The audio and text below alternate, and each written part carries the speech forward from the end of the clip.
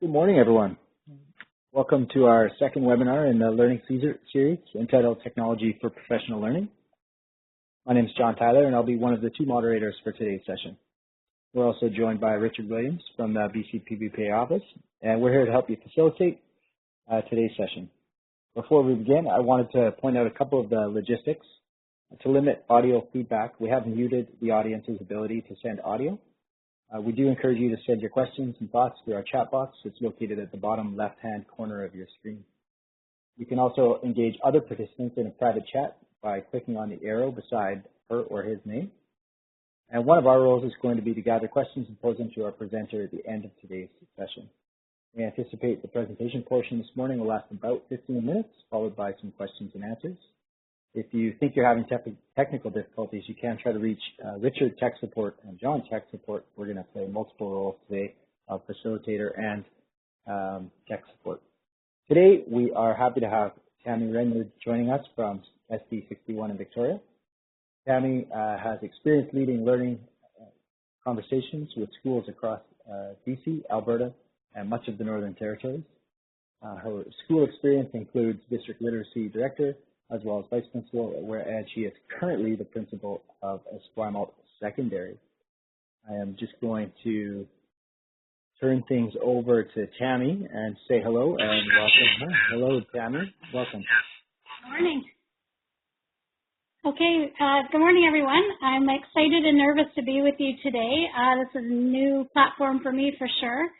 I've been fortunate to work with teachers, K-12, graduate students, and teacher candidates in my career, and leading learning is something that I am passionate about. I've been in the Victoria District for 7 years. This is my first year as a principal, and prior to that, I worked in the Cowichan School District. I'm not always sure I'm the right person to be an administrator because the things that I love about learning and working with teachers sometimes don't always get the attention they deserve given the job, which I know that you will understand. These are my personal kids. No, not all mine, but the core of them are. And these are the people who inspire me every day to want to make a difference in education. As I look at the work that they do in their school experience, it's super important for me to remember that what we need to be doing for kids is helping them make connections to relevant, inspiring work worth doing. So those are my kind of reminders when I come home that did I do enough today? And what am I doing to make a difference in education? When we look at leading learning, I think a really important piece for me is thinking about our critical friends and our mentors. And for me, I've had the opportunity to have some exceptional mentors and critical friends over my career that I think have been significant in shaping the direction that I've gone. They've taught me that it's important to have a vision. They've taught me to hold children at the center of the work. And I'd like to acknowledge a couple of them just as we jump in because I wouldn't be where I am or who I am without them. Candace Spilsbury is a trustee in Cowichan School District. Pat Duncan, superintendent of New West.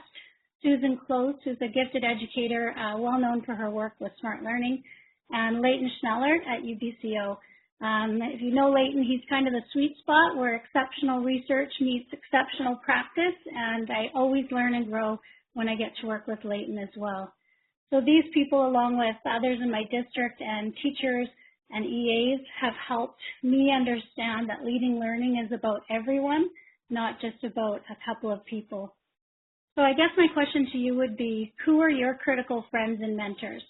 How are you working with them? How do you articulate your goals? How do you get that pressure and support so that you're continuing to move forward? How often do you connect? Can you reach out if you're in a smaller school? Can you reach out to another district? How do you build your network so that we can support each other in doing the work?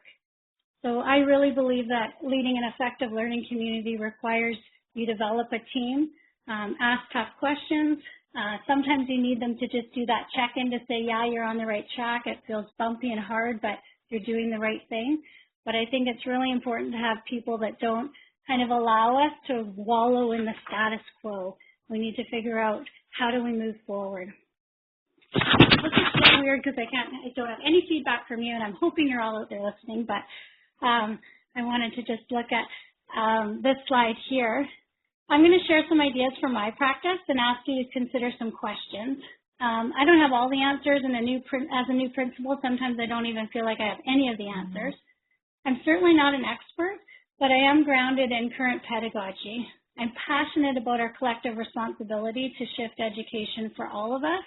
And for me, that means our educators and our students, because I think we have sometimes disengaged staff who feel like school happens to them and they're not collectively responsible for the direction or the impact that needs to happen. So for me, it's about how do we encourage all of those people in our buildings to be passionate and to take risks. And I think that really does have to start with us.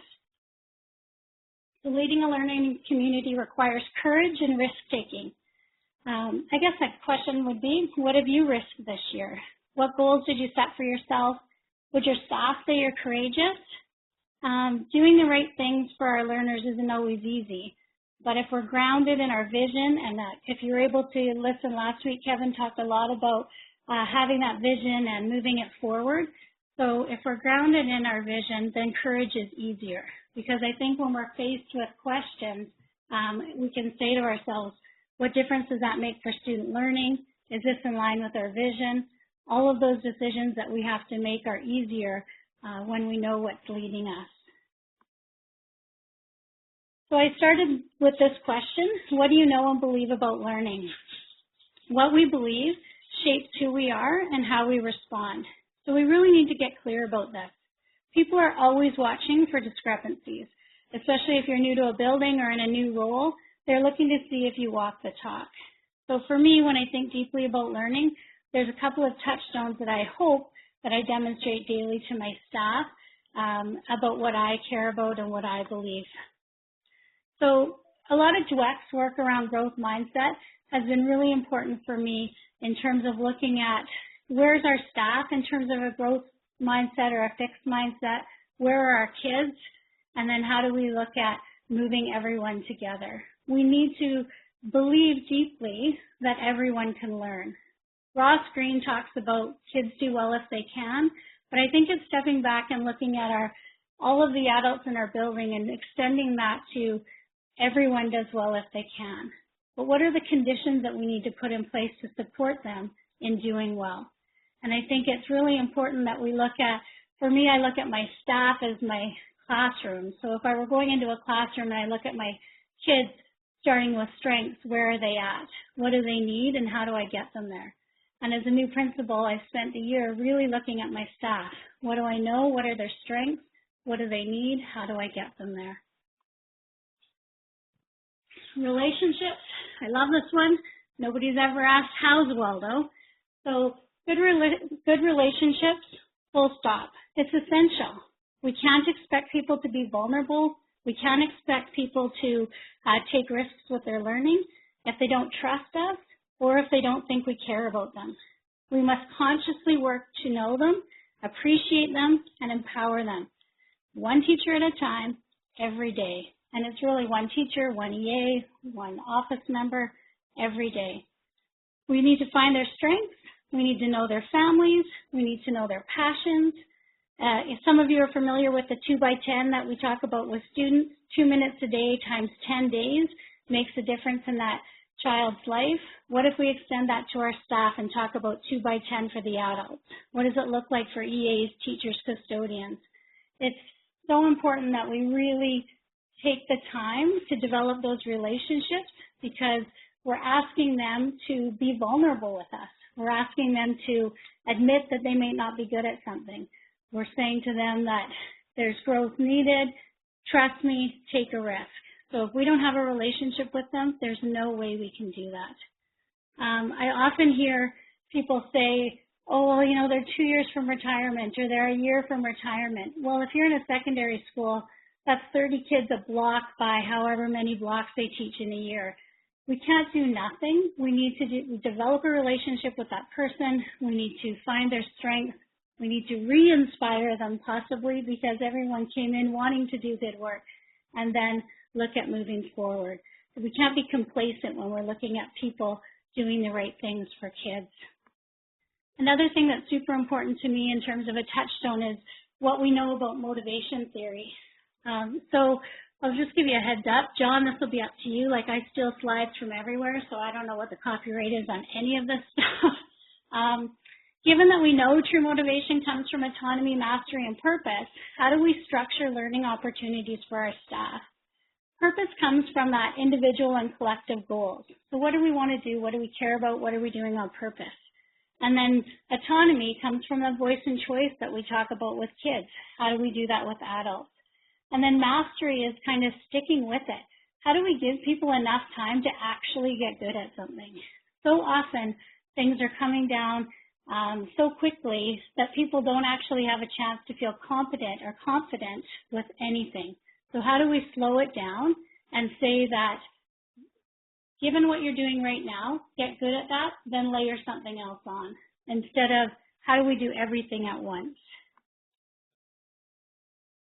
So before I jump into this, I just want to say a couple of other slides that I would have liked to add in, but I didn't. And one of my other touchstones would be the neuroeducation piece. There's so much information out there on the brain and learning right now, and I think it's our responsibility to really try to understand some of the important pieces of that. And the other piece that I think is a touchstone for me in terms of leading learning is the integration of Aboriginal voice in an authentic way. To me, that's a moral imperative. The new curriculum really reflects that, but that is something that I'm always starting with. How can we look at a way to authentically integrate Aboriginal content or ways of knowing in the work that we're doing with our teachers and the other adults in our building? So when we look at what are ways we safely include people into the learning community, I think we really need to be aware that if we believe that everyone wants to do a good job and we believe that everyone can learn, then how do we find different ways to include people in the work? And I think we do this with kids in our classrooms. We need to find ways to do this with teachers. Kevin talked a lot about professional learning communities and implementing them across a school and a district. For me, that's always an end goal. In order to get there at my school currently, how can I start to support teachers to be in the conversation if they haven't been there before? So these are guiding questions, not new. I've been very influenced by Fulham's work as well. So, and working a lot with Leighton, he always talks about strength-based. Where do we start? What are our strengths as a learning organization? Is what we're doing giving us what we want? This is a conversation I started with department heads in my first department meeting. What are our strengths? What are we good at as Esquimalt High School? What do we care about? What are we passionate about? And then we looked at, is what we're doing giving us what we want? Where are the gaps? How do we know those are gaps? And then looking at the evidence. And then now in our June staff meeting, it's taken a year, we're doing our planning for next year. So the new curriculum obviously is a driver for a piece of that. When we look at our school, engagement is another driver. Mental health and well-being is another driver. So given those kinds of things, with these questions as our lens, where to next? Change is hard. And I think when we look at a learning community, we have to remember that change means being vulnerable sometimes, or cynicism sometimes. This too will pass. I'm fine as I am. The kids like me. I don't really need to change. So I think when we look at change and change theory, again, it's like meeting people where they're at. We need to understand that people come to this from different places, different experiences. So we really need to be aware of our relationships with our group so that we can anticipate where some of the barriers will be and also look towards increasing their capacity for change. And that might be the way we scaffold the learning, the way we scaffold the opportunities. And I think the other piece we need to be clear about is we create our own narrative individually and as a school. And I think as leading learning, we need to step back and say, what is the data? What is the fact? How can we share that with our staff so that we are making decisions based on what's real, not based on our gut feeling, which can often be, might be accurate, but often can be very inaccurate.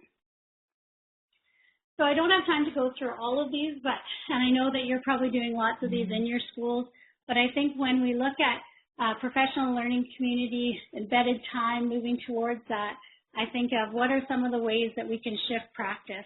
And there's lots of things that we can do that allow for safety for people to take a risk and go with us. One example, like evaluations is on there, and some people might be going, what? How is that a way to shift practice? But for me, evaluation can be about meeting with someone, what's their growth plan, what are they looking at, setting goals, layering in supports, maybe co-teaching with them, maybe having another teacher come in with them, going into another classroom to observe. It can be a real opportunity for mentorship and growth, and I think sometimes it's just done as a have to, not a want to. So shifting some things like evaluation can be really meaningful when we're leading learning, because those one-on-one conversations allow us to develop the relationship, support the teacher, encourage them through a positive process that then feeds back into other parts of the staff. And then other ideas on here, I'll go through a couple specifically, but really I passionately believe that side-by-side teaching is one of the best, most effective ways to get lasting change in practice. I think we need to create opportunities as much as possible for people to work together with a focus and some kind of accountability in terms of sharing back in order to truly change practice. Because mastery takes time, and mastery takes opportunities to have other people give you feedback and to participate in that learning. So for me, leading a learning community means giving your staff opportunities to work together to do the hard work. Book clubs, safe. They can be a specific topic. You can model strategies. For me, it's a cheap and easy way to get people safely on board. So one of the things with book club is when you've identified what the areas of growth are needed in your school, looking at current resources that might align with that, offering people breakfast or snacks after school, committing a set amount of time. So example, Ignite or something like that if we're looking at the brain and learning, by saying to people, here's an opportunity, we'll buy you the book, we're meeting 1 hour, and people have the opportunity to participate in the book club. We use a teaching strategy with it. We ask people to maybe take a lead on the chapter, and again, we're putting current information into the hands of teachers and having a conversation over time. Because if we're meeting once a month, then we have a group of teachers participating in a conversation over maybe 4 months, which is great pro-D when we look at kind of time in and allowing those conversations. And I want to share a little bit. Sometimes high schools, I don't know how many high school folks we have on there, but high schools are notorious for saying, well, we can't do it. We have blocks, we have time commitments, we have these kinds of things. So when we look at how do we support teachers in collaboration, I think we have to think outside of the box. So something we did at Spectrum Community School was taking 4 teachers who just happened to have grade 9s in the same block and said, let's step back and look at what does social justice mean to you. Through that lens, we provided minimal release time, food and opportunities for these teachers to come together with an administrator and a librarian and 120 kids. And over 10 weeks, we really worked on looking at learning outcomes and thinking about teaching and integrating learning outcomes in a different way. And it was wonderful because these teachers realized this is messy, it's hard. We didn't realize how much we had in common. And through the work, they came to a culminating night where kids shared their work, and it was amazing to see how proud they were of the work that they had done. But I really think these types of initiatives allow us to model our foundational beliefs, because as a leader, we can be in that conversation saying, okay, so how are we going to integrate authentic voice here? How are we going to make sure that there's multiple access points for kids? And all of the things we know we want to see in our classrooms, we're able to gently guide those as we kind of go through the conversation. So this is one example of kind of looking at teaching across a block in a high school. I think in middle and elementary school, teachers tend to be able to come together more easily to collaborate, but often at secondary, we struggle with the perceived barriers, I guess, to moving things forward. Another example of this is using your support people in the school to be co-teachers. And librarians or learning support teachers are excellent people to pair up with other teachers to do that side-by-side collaboration. So an example again from Spectrum, we did a Gary Oak project, and the goal of this was to bring in an Aboriginal support teacher, a socials teacher, administrator, librarian, focus on authentic voice, focus on work worth doing. And this is what we talked about. Even though it looks like a science lesson, it was a socials 10 lesson, and what we really wanted to do was have kids look at, is there value in protecting the Gary Oak ecosystem, which is very close to Spectrum School? What is the cultural and historical significance of Knockin Hill, which is a park across from our school? And then what factors must we consider when we're determining land use? So again, we had real work worth doing, authentic voice. We had teachers working side by side in the classroom to co-design the lesson and then deliver the lesson. So we were constantly in this feedback loop of supporting each other and moving practice. And then when these teachers share back at the staff meeting, then the science teachers are like, wow, that's interesting. I wonder if we could do that in science, and it jumps to another spot. So we're building community across our school by including people from different departments so that people can grow together. Esquimalt High School, which is my high school this year, when, again, I really, what Kevin talked about last week really resonated for me because, again, that effective, valued PLC time embedded in the day is my goal, but we're not ready to be there yet. So I always look at yet. What do we need to do to get there? So for me, this year we invited our staff to participate in inquiry groups. And the option was that if people wanted to participate, we would flex the May Pro D Day. I don't believe anyone's changing their practice in May. So for me, it's about how do I move the conversation earlier in the year. So as a staff in September, we did our first Pro D was around inquiry and what is important for us in teacher inquiry, what's important for us in student inquiry, and we identified key areas of interest that we felt were in line with what we needed to do as a school. And from that, staff had the option, EAs and teachers, to participate in 4 or 5 Friday afternoons. We early dismiss at 2, so people would stay till 3:30 to participate in an inquiry group, and we would flex the May Day. Through this work, we had unbelievable buy-in from staff because instead of bringing in people to do all these one-offs, we just really focused our inquiry. We had over half of our staff participate. In April, the groups were the Pro D. They shared back what they found, what they had figured out, all of their ideas that had kind of come up. So things around implementing technology, things around looking at supporting students with mental health and the impact that's having on school. What are some of the things we can do to make a difference for those kids? Looking at Aboriginal education and ways to increase and identify areas with the truth and reconciliation as well as connectedness. So these are some of the topics that people shared back on in terms of connecting and committing to the work. So next year, I did propose for next year that we look at inside the day format. We're not ready yet, but we have more teachers and EAs than this year wanting to participate in a similar model next year.